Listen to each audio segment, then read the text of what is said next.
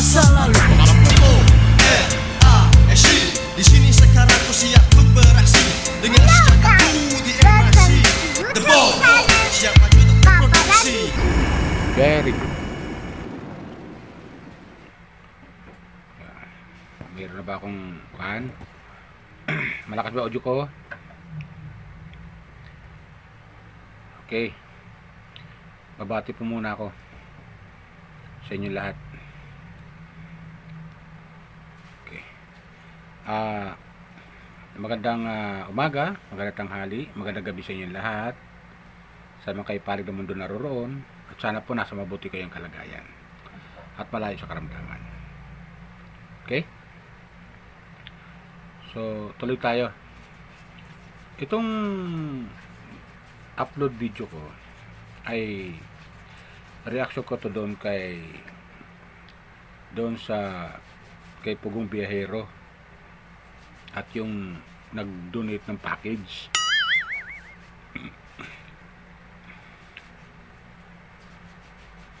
Ang reaction ko lang dito ay at comment ko lang dito.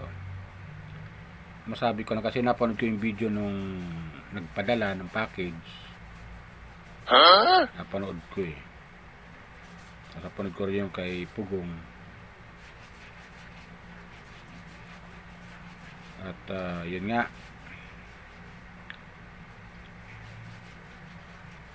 Itong ginawa ni Pugong dun sa package. Ang totoo niyan maganda naman eh. Kung napatanggap talaga ni Pugong yun. At ano to, kay pamahagi sa nangangailangan.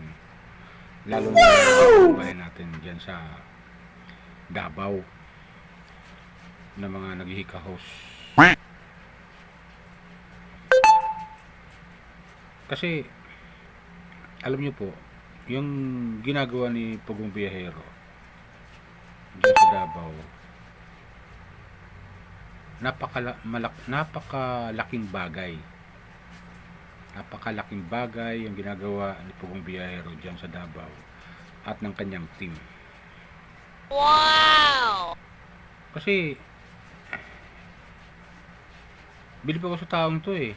Biro mo. From Mindoro to Laguna nung kanyang tinitirahan. At saka yung unang mga video na upload niya, nasa Batangas siya, mga ganun, Laguna, Batangas, mga ganun. Mindoro. Oh no! Alam niyo po, napakasipag nitong taong to eh. What? Wala akong masabi to kay Pugong Biyahero eh.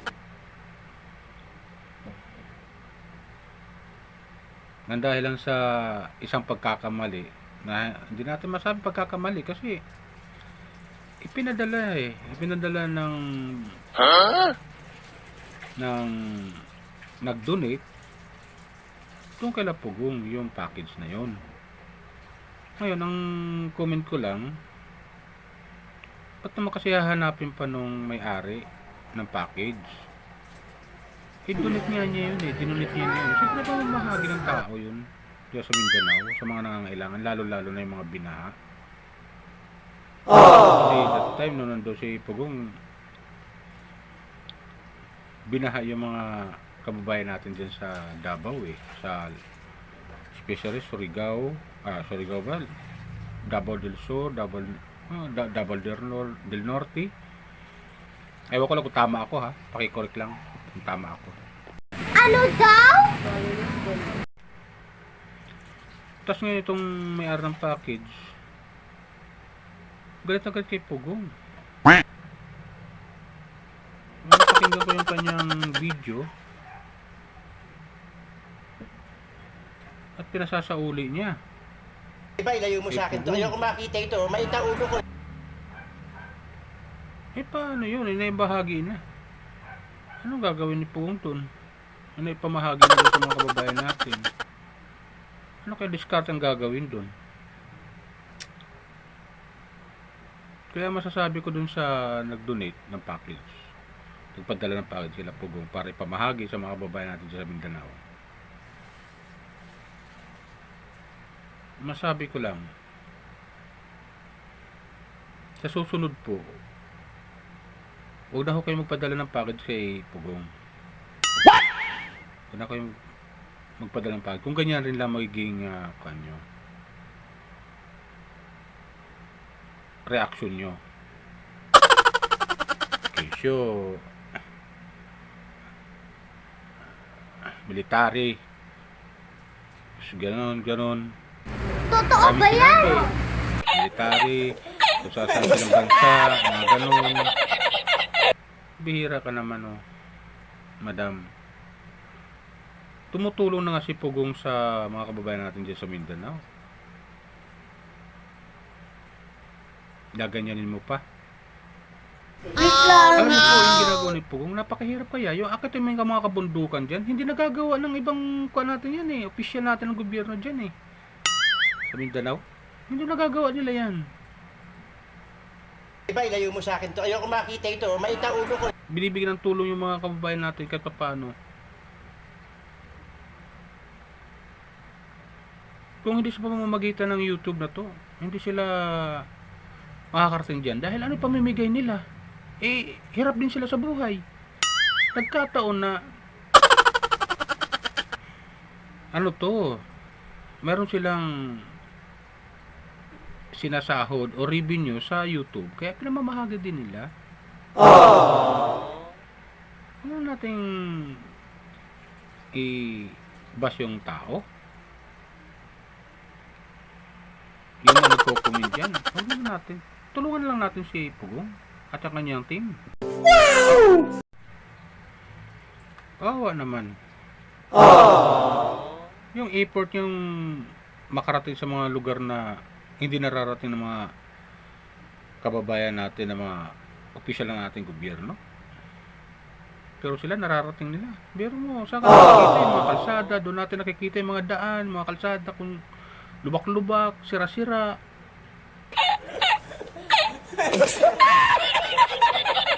Napapanood ng ating mga kababayan na gano'n ang sitwasyon nila. Doon nalalaman natin dahil sa kanila. Tapos, yung mga kababayan natin na makita nyo naman yung mga tinutulungan niya. Minsan, kamuting kahoy yung pagkain nila. Tapos, asin yung ulam. Ano ba naman yan? Ano gano'n?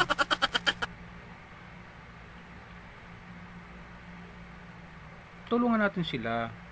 At yung package naman, kung nagkamali man si Pugong na iba ang nabigyan, humingi naman siya ng sorry. Humingi naman siya ng sorry. Tanggapin natin yun. Sa susunod na lang, lesson learned lang yun. Nasa susunod, kung na kasi magpadala, ipadiretso na ho nyo sa barangay mismo. Huwag nyo dyan kay Pugong. Kung nawawa na kayo ng tiwala kay Pugong, biyahero.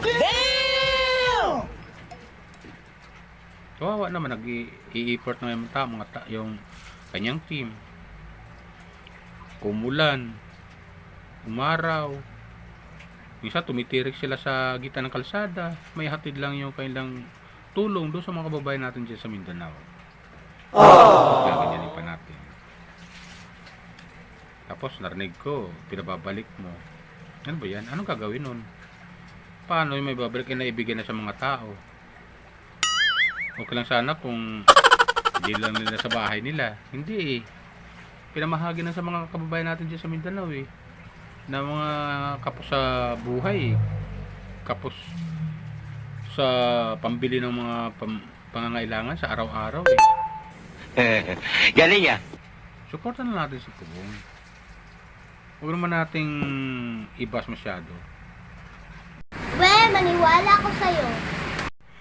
So, yun lang po sa akin, mga kababayan ko. Medyo nalungkot lang ako na ganun nga nangyayari, napanood ko yung video. Sobra ako nalungkot kasi gumagawa naman ng mga team ni Pugong paano sila makaturo sa mga kababayan natin dyan sa Mindanao. Tapos sasabihin pa, poverty porn. Pasabi sa'yo, poverty Diba, ilayo mo sa akin to. Ayoko makita ito. igagaya mo sa Amerika ang Pilipinas. Na diyan sa Amerika, pag bahagi ng tulong o grasya sa hindi binibidyo. Igagaya mong Pilipinas sa Amerika, diyan sa lugar mo. Puro mayaman mga tao dyan. May mahihirap man dyan, nasa kalsada. Yun, mga tawag dito, yun talagang namamalimos. Pero may gobyerno dyan na kinukuha nila yung mga, may batas dyan na kinukuha nila yung mga street,